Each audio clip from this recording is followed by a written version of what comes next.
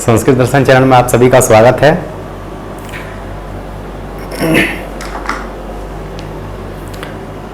आशा कर रहे हैं आपको वीडियो लाभदायी सिद्ध हो रही होंगी। अपनी तरफ से मेहनत करते हैं कुछ लोग और उनको थोड़ी सहायता मिल जाती है तो बहुत अच्छी स्थिति में चले जाते हैं। मैं धीमी धीमी कोशिश कर रहा हूँ। समास कोई भी संस्कृत का विषय ऐसा नहीं है जो छोटा हो, लेकिन इसको एकदम से लोग समझा देते हैं। पता नहीं कैसे समझा देते हैं, मेरी बात तक समझ में नहीं आया। इसको मुझे समझाते समझाते तो 2 साल से हो गई हैं और कोशिश कर रहा हूँ धीरे धीरे। 1-2 साल और लगेंगे अभी समझाने में। देखते हैं क्या हो सकता है, कितने हम सफल होते हैं इन चीज़ों में। समास चल रहा है। समास में हमने समानाधिकरण को जाना था। समानाधिकरण का ही दूसरा नाम कर्मधारय है। कर्मधारय को 6 भागों में बांटा था। आज हम प्रथम भाग के बारे में चर्चा करेंगे। प्रथम भाग जो था वो था विशेषण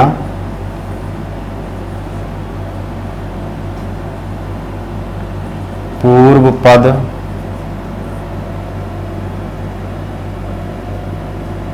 कर्मधारय। ठीक है, यही नाम था ना, विशेषण पूर्व पद कर्मधारय। यानी कि ऐसे शब्द जिनमें विशेषण पहले आता हो और वो कर्मधारय में डाले जाते हों, तो इसका तात्पर्य है। ठीक है। इसमें लगभग 7-8 सूत्र लगते हैं। मैं बहुत विस्तृत में समझाऊंगा सूत्रों को, और इनके जो उदाहरण है, बहुत सारे उदाहरण हो जाते हैं। तो मैंने उसको एक पहले जो बताया था, मैंने इकट्ठे करके रख लेता हूं मैं थोड़ा सा इनको, क्योंकि इतने सारे उदाहरण याद करना बड़ा ही मुश्किल हो जाता है। फिर ही मैं कोशिश करूंगा कुछ चीजें समझ में आ जाए आपके। तो पहला सूत्र इसमें जो है वो मुख्य है। बाकी जो सूत्र आएंगे वो इसी को आधार बना करके बनाए गए हैं। और ये मान के चलिए कि बाकी जो सूत्र हैं वो सिर्फ शब्दों को बताएंगे कि इन शब्दों के साथ भी समास होता है। कर्मधारय समास होता कौन सा? विशेषण पूर्वक कर्मधारय। ठीक है। तो ये सूत्र है विशेषणम विशेष्येण बहुलम। ठीक, ये सूत्र के द्वारा ये कह रहा है कि विशेषण का विशेष्येण यानी विशेष के साथ में बहुलता से कर्मधारय समास होता है। बहुलता के बारे में मैंने प्रत्ययों में बड़े अच्छे समझाया है। 4 प्रकार की व्यवस्था बनती है उसमें, कहीं होता भी है, कहीं नहीं होता, कहीं कैसी व्यवस्था होती है, वो वहां जाकर के आप देख सकते हैं अधिक जिज्ञासु। जैसे उदाहरण देख लेते हैं इसमें, नीलोत्पलम। थोड़ा यहां विशेषण के बाद में मैं चर्चा करता चलूं और विशेष को भी बताता चलूं तो शायद समझ में अच्छे से आ जाए। विशेषण बहुत सारी भीड़ लगी हुई है, किसी भी चीज की हो सकती है। तो उसमें एक वस्तु को यदि पहचानना ना हो तो 2 तरीके हो सकते हैं। एक तो उसकी कोई एक चिन्ह बता दीजिए जिससे वो पता चल जाए। दूसरा नाम भी विशेषता के अंतर्गत आ जाता है। लेकिन अब पक्षी हैं या जानवर हैं, उनके नाम रखना, नाम से संबोधन करना हो ही नहीं सकता। क्यों? क्योंकि अगर किसी का नाम रख भी दिया, गायों का, बछड़ों का, हाथियों का, किसी भी जानवर का, तो वो नाम से नाम पुकारने पर वो आपको आवाज देंगे, ये संभव नहीं है। इसीलिए वस्तु है कोई, वस्तु को भी नाम रखने पर भी वो, क्योंकि नपुंसकलिंग में जितनी भी चीजें आ जाती हैं वो ज्यादातर ऐसी हो जाती है कि वो नाम से भी पुकार लिया, उनके लिए विशेषण का प्रयोग किया जाता है। वो रंग से हो सकता है, विशेष कोई अलग पहचान हो सकती है जिससे वो सारी भीड़ से अलग हो जाए। ठीक है ना, इसलिए उसको विशेषण बोला जाता है। विशेष क्या है? विशेष का तात्पर्य वो है जो भीड़ थी पूरी, उस भीड़ में से उसका नाम जो रख दिया, हरा, बैंगनी, काला, नीला, भूरा, ये सब, वो सब विशेषण के रूप में जाने जाएंगे। मैं आगे और बताऊंगा, नाम से भी विशेषण को इंगित किया जाता है। वो आगे मैं सूत्रों में बताऊंगा तो समझ में आ जाएंगी पूरी बात है। तो यहां पर जो 2 शब्द हैं, एक तो है नील और दूसरा है नीला, उत्पल। ठीक है ना, उत्पलम। नीला एक रंग है, उत्पलम कमल को बोला जाता है। तो कमल जो है वो विशेष है, जिसकी विशेषता बतलाई जाए, ये से परिभाषा करते हैं, लेकिन आपको ज्यादा टेंशन नहीं लेनी है। विशेष का तात्पर्य है वो भीड़ जो एक जैसी दिखाई पड़ती है, लेकिन जैसे ही उसमें कुछ कमल हैं, एक तालाब है, बहुत सारे कमल ही कमल हैं, बोला जाए कि कमल लेके आओ, तो कमल लेके कोई आ सकता है, लेकिन बोला जाए कि नीला कमल लेके आइए, लाल कमल लेके आइए, श्वेत कमल ने सफेद कमल लेके आइए, तो वो एक उसकी पर्टिकुलर उस सारी भीड़ से उसको अलग कर दिया, विशेष कर दिया उसको। विशेष का मतलब होता है एकाकी हो जाना, अकेला हो जाना। विशेष का मतलब ये नहीं कि विशेष और कुछ अलग समझते हम लोग। विशेष का मतलब एकाकी, अकेला हो जाना। तो नीला कमल जैसे ही कहा उसने, तो सारी भीड़ में से उसकी विशेषता हो गई नीला की, तो ये विशेषण के रूप में प्रयोग हो गया नीला। ठीक है, तो अब इसमें हम गति कर सकते हैं। इसका जो विग्रह होता है नीलम उत्पलम, ठीक, एक तो ये साधारण विग्रह होता है सभी का, जैसे विभक्ति है, जैसे ये नपुंसक लिंग में है इसलिए मां का प्रयोग कर दिया गया है नीलम उत्पलम। यदि ये पुल्लिंग में होता तो विसर्ग का प्रयोग हो जाता, स्त्रीलिंग में होता तो अकारांत का प्रयोग किया जाता था, लेकिन ऐसे विग्रह हो जाता है सीधा सीधा। दूसरा जो विग्रह होता है, ये प्रथम विग्रह है। दूसरा विग्रह, दूसरे विग्रह को हम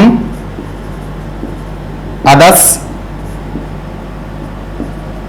यद, तद, इन सर्वनामों का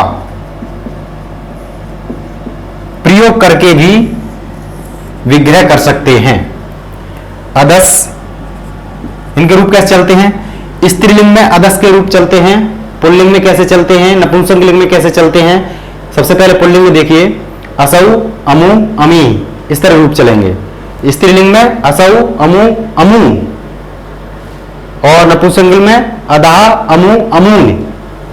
और यद के तो सब जानते हैं, या, यौ, ये, या, ये, या, यत, ये, यानी। ऐसे ये सा, तौ, ते, सा, ते, ता, और तत, ते, तानी, इस तरह से इसके रूप चलते हैं। ठीक है, अब हम इसमें प्रयोग करके देखते हैं इसको।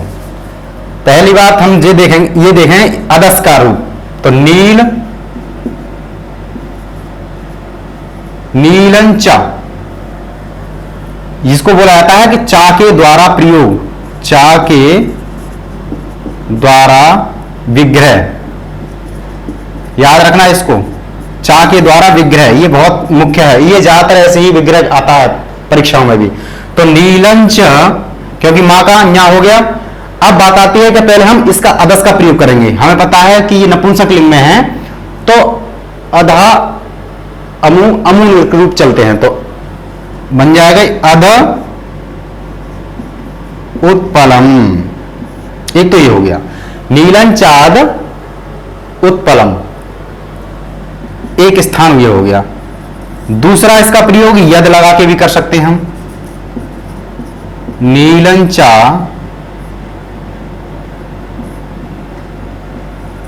यद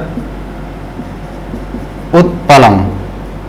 ठीक है, तीसरा हम तद का भी प्रयोग कर सकते हैं इसमें, नीलंचा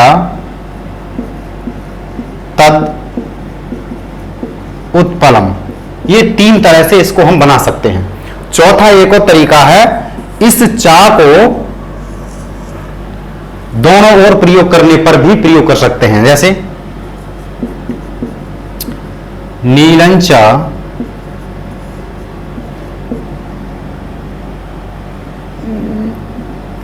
इसका प्रयोग कर लीजिए, तद उत्पलंच, इस तरह से भी प्रयोग किया जा सकता है। तो नीलंचा अधः, ये अध का रूप है, विसर्ग का लोप हो गया।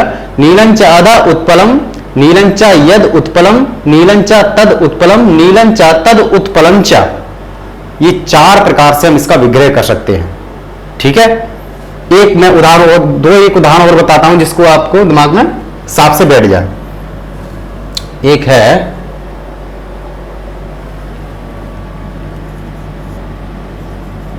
वृद्ध व्याघ्र, ये है इसका।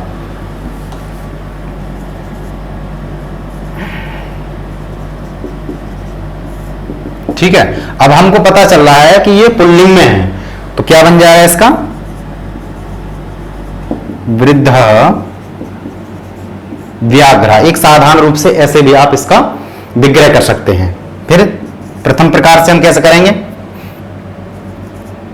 क्योंकि ये पुल्लिंग में है तो अदस का असौ, अमु, अमु। अब इसमें एक वचन, द्विवचन, बहुवचन ऐसे भी प्रयोग किया जाएगा, और वो किसके अनुसार होगा? याद रखना, इसके अनुसार होगा, विशेष्य के अनुसार। ये जो रूप चलते हैं हम जानते हैं, ये विशेष्य के अनुसार रूप चलते हैं।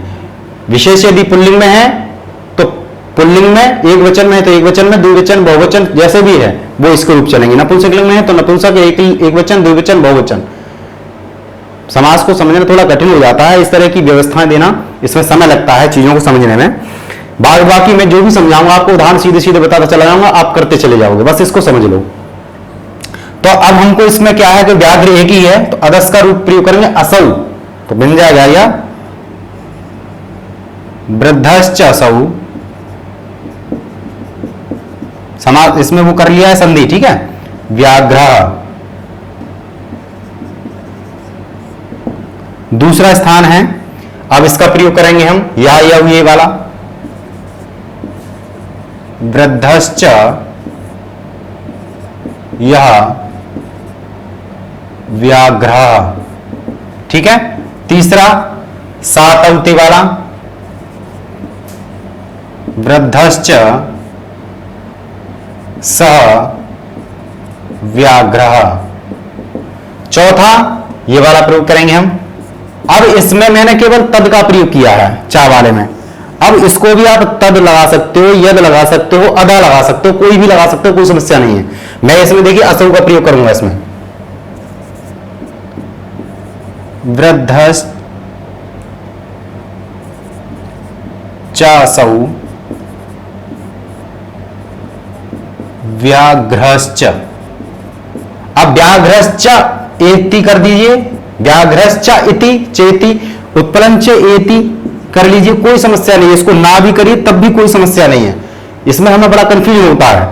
तो ये चार स्थितियां, पांच स्थितियां इसकी बनी, चार ये इस अलग से, और ये प्रथम ये और चार स्थितियां ये, इस तरह से। अब मैं एक बहुवचन में आपको प्रयोग करके दिखा दूं जिससे आपको दिक्कत ना हो, तो इसको मिटा दूंगा फिर, ठीक है।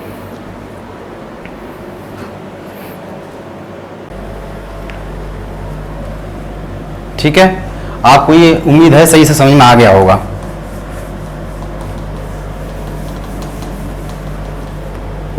याद रखना है ये चा के द्वारा इन तीनों का प्रयोग किया जाता है। जैसे एक और है तीसरे नंबर का, सर्वकला। अब हमको पता है कि ये सर्वकला, कला स्त्रीलिंग है और बहुवचन में प्रयोग किया गया है, तब इसका विग्रह क्या होगा? सर्वा कला। दोनों में बहुवचन का प्रयोग किया जाएगा। यहां पर जब आएंगे हम, तो अब इसमें स्त्रीलिंग में अदस का असौ, अमु, अमु रूप होता है, तो प्रथम में क्या आ जाएगा? सर्वाश्च अमु कलाह, ये बन गया सर्वाश्च अमु कलाह। दूसरा क्या बनेगा इसका? या ये याह बहुवचन होता है, सर्वाश्च याह कलाह। ठीक है, तीसरा क्या होता है? तद का सा ते ता, या ये या, ऐसे सा ते ता बहुवचन होता है, सर्वश्च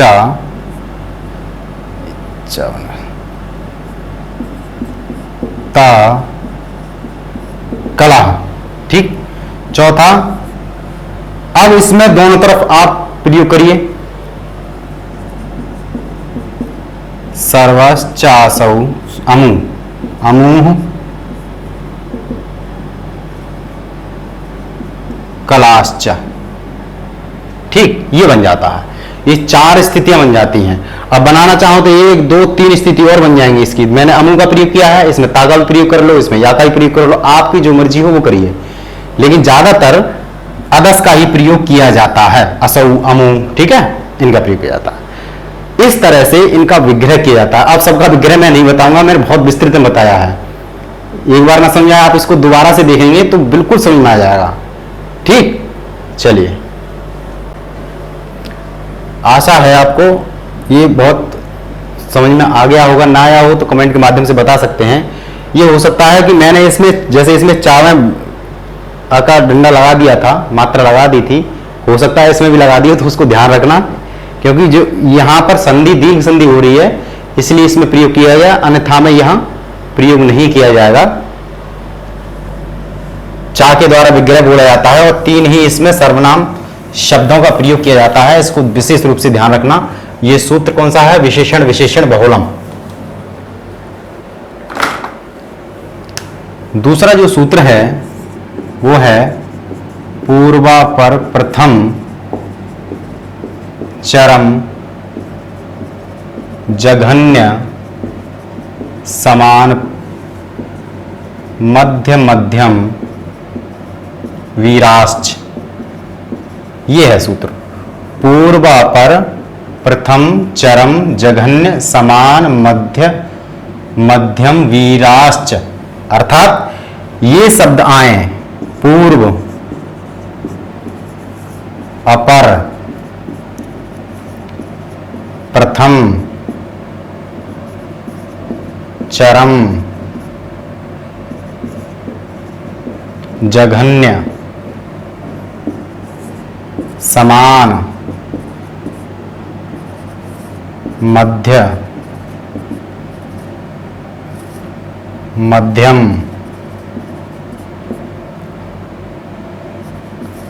वीर।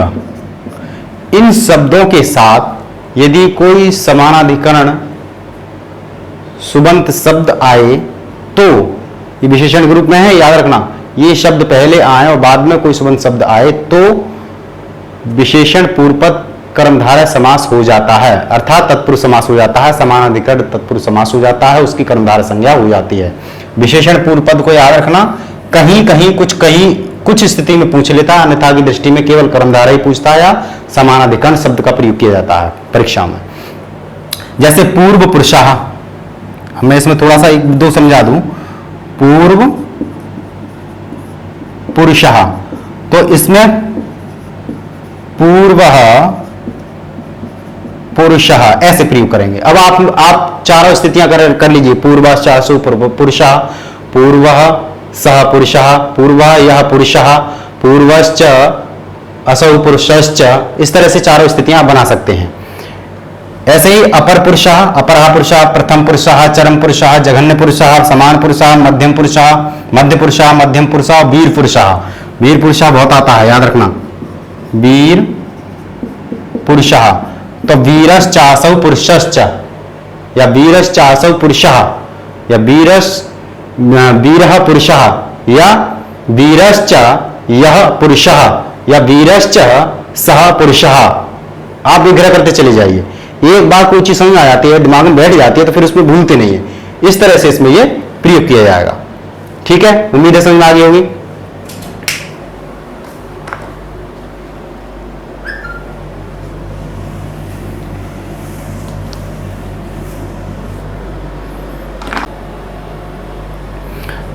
तीसरा है सन,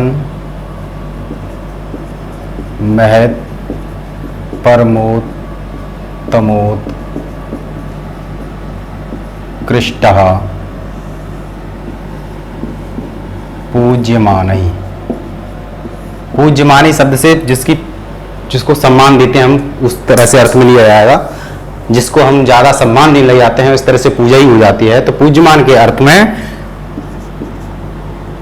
सत या सन, या सत कर लीजिए इसको ना, सत, महत, परम, उत्तम, उत्कृष्ट, इन शब्दों के साथ में समानाधिकरण तत्पुरुष समास हो जाता है यदि बाद में समानाधिकरण कोई विशेष शब्द हो तो। जैसे सत्पुरुषः, क्या बन जाएगा? सन्पुरुषः। महापुरुषः, महान पुरुषः या महान चासो पुरुषः, इसको बना के दिखा दूं आपको। विग्रह इसकी कई तरह से होते जाते हैं। महान पुरुषः, ये बहुत आता है इसलिए बता रहा हूं इसको। महान पुरुषः हो गया, महान चासौ पुरुषः, आदर्श का रूप लगने के बाद महान च सपुरुषः, महान च यह पुरुषः, या एक और ले लो, महान चासौ पुरुषश्चेति। ठीक है, ये 5 तरह से इसका विग्रह हो जाता है। आप जैसा चाहें वैसा विग्रह कर लीजिए। ऐसे ही परमः पुरुषः, फिर परमः, यहाँ परमः पुरुषः हो गया, फिर असौ असौ लगा करके या लगा करके कर लीजिए। उत्तमः पुरुषः, उत्कृष्टः पुरुषः, विग्रह बता रहा हूं सीधे। परम पुरुष, उत्तम पुरुष, उत्कृष्ट पुरुष, परमः पुरुषः, उत्तमः पुरुषः, उत्कृष्टः पुरुषः, और बाकी आप वैसे विग्रह कर लीजिए। आशा कर रहा हूं साफ समझ में आ रहा होगा। 6-7 सूत्र हैं, थोड़ा देखते चलेंगे। चौथा है पूर्वकालिक सर्वजरत पुराण नव केवला। ठीक है ना? समानाधिकरणे। हो सकता है मेरा लेख थोड़ा सही नहीं आ रहा हो, वैसे भी लेख मेरा ज्यादा बढ़िया नहीं है, काम चला हुआ है, मैं इसलिए बोलता रहता हूं। सूत्रों को अष्टाध्यायी से याद करके। पूर्व कालिक सर्वजर, पूर्व काल एक सर्व जरत पुराण नव केवल। इनके साथ में जब ये शब्द हो और बाद में कोई समानाधिकरण विशेष शब्द सुबंत शब्द का प्रयोग किया जा रहा हो तो समानाधिकरण तत्पुरुष समास हो जाता है। ठीक है? पूर्व काल से मतलब क्या है? जैसे इसमें एक उदाहरण दे रखा है, स्नातुभुक्ता,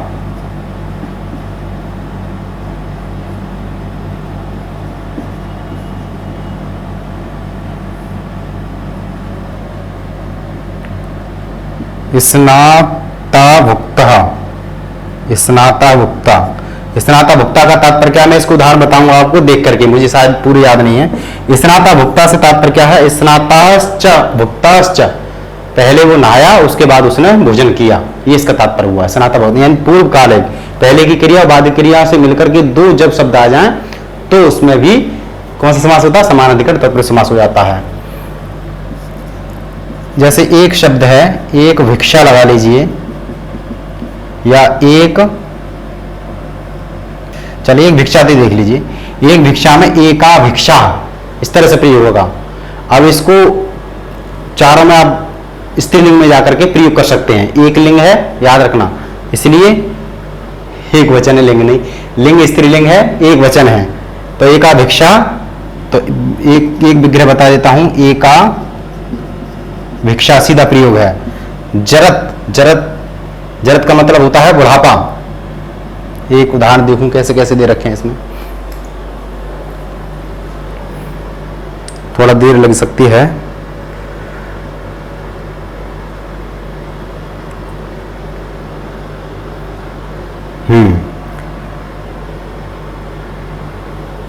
इसका दे रखा है जरदहस्ती। ये संधि होने के बाद में बन जाता है हस्ती शब्द है, हस्ती माने हाथली, हाथी, तो जो बन जाएगा जरन हस्ती। अब इसका फिर हस्ती हाथी पुल्लिंग है, ये प्रयोग कर सकते हैं हम, जैसे भी करना चाहिए। विग्रह है घोड़ा हाथी। पुराण, प्राण का मतलब क्या होता है? पुराना, तो प्राणन्ना, पुराणान्नम, पुराणान्नम विग्रह हो जाएगा इसका पुराणम अन्नम। ठीक है, नपुंसक लिंग में है, प्रयोग कर लेना जैसे भी चाहें आप। पुराणान्न हो गया इसका। और नव क्या हो गया? नव भवनम, नव भवनम, ये भी नपुंसक लिंग में हो गया।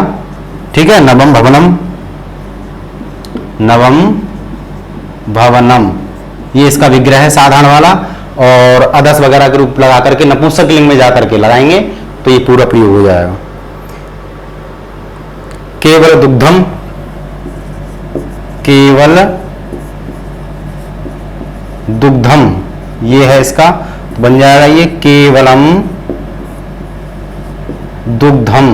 बिल्कुल इसमें सीधा सीधा प्रयोग है, दिमाग नहीं लगाना है, केवल दूध इसका तात्पर्य हुआ है। तो इस तरह से ये प्रयोग किया जाएगा, आपको ये करना है। ठीक है, और मुझे नहीं लग रहा है इसमें कुछ समझाने के लिए है, सब समझा दिया है। बहुत जल्दी समझाने प्रयास कर रहा हूं, बड़ा हो गया थोड़ा वीडियो। इसमें समझाने के लिए केवल वही था जो शुरू में मैंने समझाया। अब आपको केवल शब्दों को याद रखना है। शब्दों को याद रखने से लाभ मिलेगा। जब साहित्य पढ़ते हैं तो ये अगर शब्द आ जाते हैं तो इनमें यही समास होगा, ये मान के चलिए।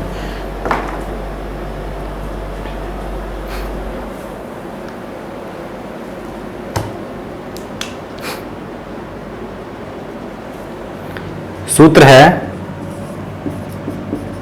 पापाण कही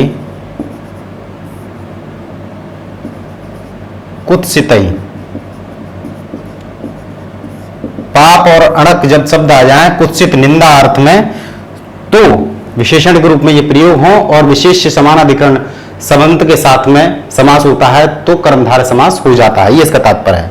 जैसे पाप पुरुषः, पुरुष के रूप में ही सारे सब धारण लिए हैं इसमें, आप ये मान के चलिए। ठीक है, तो पापः पुरुषः, ये बन गया विग्रह।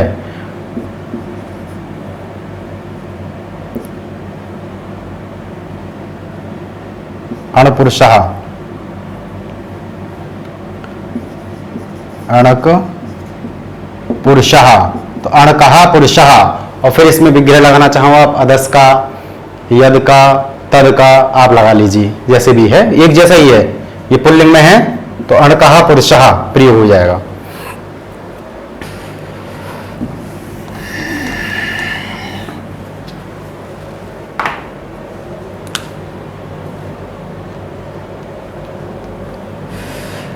छठवां है कतर कतमऊ जाति परिप्रश्ने। कतर और कतम का जब जाति सामान्य के अर्थ में, जाति का मतलब है समूह, सामान्य के अर्थ में जब प्रयोग किया जाए, वो भी प्रश्न पूछा जा रहा हो, तो सुबंत शब्द के साथ में समानाधिकरण तत्पुरुष समास हो जाता है, ये इसका मतलब है। जैसे कतर कठ, इनके उदाहरण ऐसे दे रखे हैं इसलिए मैं बता रहा हूं आपको।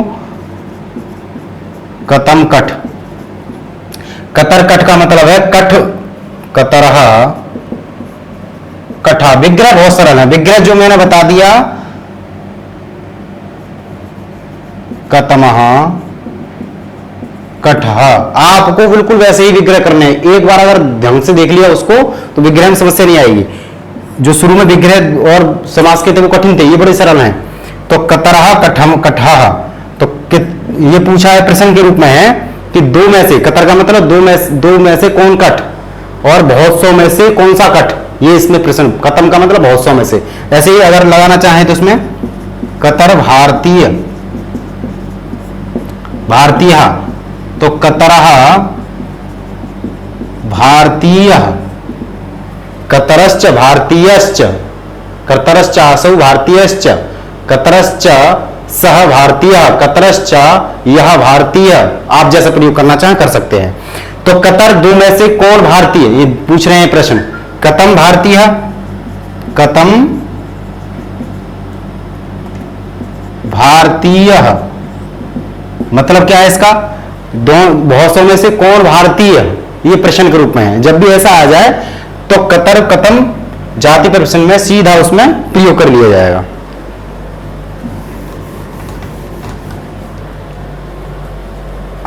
ये बहुत आता है सूत्र, जो अगला सूत्र है किम क्षेपे। किम क्षेपे का मतलब निंदा के अर्थ में, क्षेप का मतलब क्या होता है, मैंने सप्तमी तत्पुरुष समास में भी बताया था। क्षेप में ध्वाम छेप छेड़ छेप एक सूत्र था एक, तो उसमें भी छेप निंदा के अर्थ में आया था। तो यहां किम शब्द जब भी निंदा के अर्थ में आ जाएगा तो उसमें साथ समानाधिकरण तत्पुरुष समास हो जाएगा। जैसे किम राजा, ठीक है, किम सखा, किम राजा बिल्कुल यो की तरह किम का पूरा हो जाएगा, किम राजा बस, किम सखा फिर जो की तरह हो जाएगा, किम सखा, ये विग्रह हो जाएगा इसका। ज्यादा समझाने के लिए है नहीं इनमें, अब इनका कोई मतलब नहीं है। सूत्र आपको समझ में आ गए होंगे। दो सूत्र और हैं मुख्य, उनको समझ लिया तो आपका ये विशेषण वाला पूर्व पद कर्मधारा समाप्त हो जाएगा। शायद ये छठवां था या सातवां, जो भी रहा हो देख लेना अपने हिसाब से। ये है शाक पार्थिव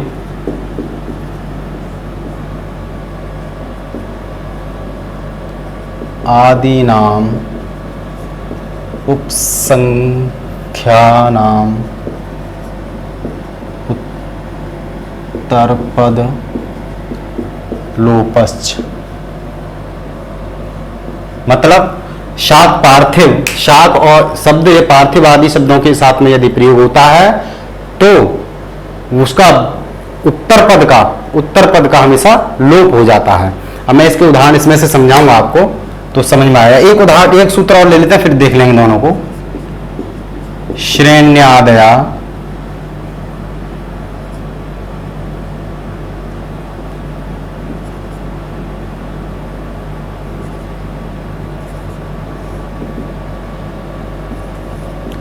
कृतादि भी, ठीक है, ये सूत्र है। श्रेणी आदि को कृत धातु के साथ में या कृत कार्य के द्वारा जो किया जाती हैं चीजें, उनमें प्रयोग होने पर समास हो जाता है। इसके उदाहरण देखते चलेंगे।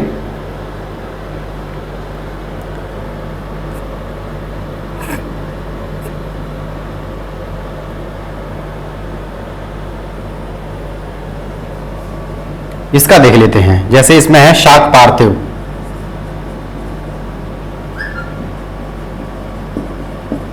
अब शाक पार्थिव के हम दो तरह से विग्रह कर सकते हैं, क्योंकि इसमें उत्तर पद का लोप बताया गया है। तो शाक के बाद में यदि पद होगा वो लोप हो जाएगा, उसको हमको अपनी तरफ से लगाना। तो इसमें दो तरह से प्रयोग हो गया है। ये शाक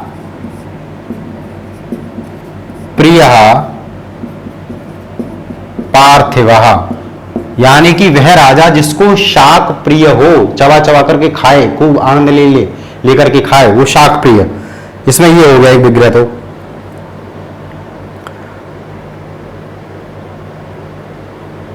ठीक, और दूसरा इसमें एक विग्रह हो सकता है शाक प्रधान पार्थिवा, अर्थात ऐसा राजा जो भोजन में शाक को प्रधानता प्रदान करता हो, अर्थात शाक की प्रधानता रखता हो, उसे शाक अवश्य चाहिए। ये इसके अर्थ हो गए। तो इस तरह से इसका ये विग्रह होगा।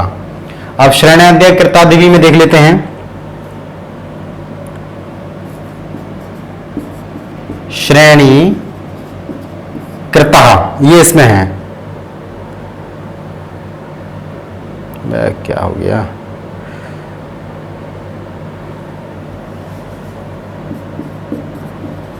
श्रेणी कृतः,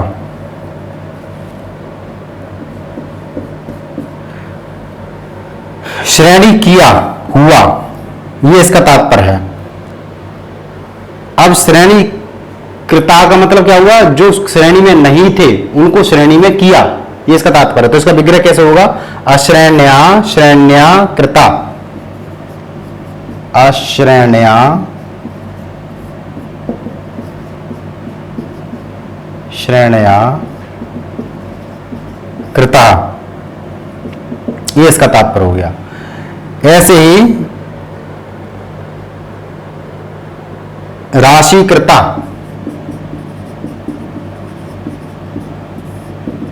अराशया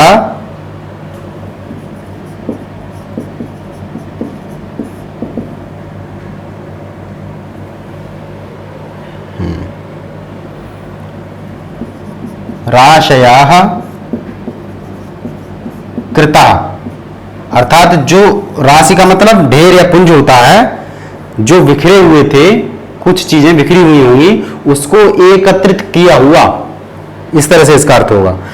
तो जब भी कृत के शब्द में श्रेणी आदि का प्रयोग किया जाएगा और कृत शब्द का इसमें प्रयोग हो, कट्टांत प्रत्यय है, ये आप जानते हैं, ये सब शब्द हैं, तो इनके साथ में समानाधिकरण तत्पुरुष समास हो जाता है और वो पूर्व पद कर्मधारय समास के अंतर्गत जाना जाएगा। बहुत जल्दी समझाया, ये पता नहीं आपको कितना समझ में आएगा। आज के लिए इतना ही, धन्यवाद।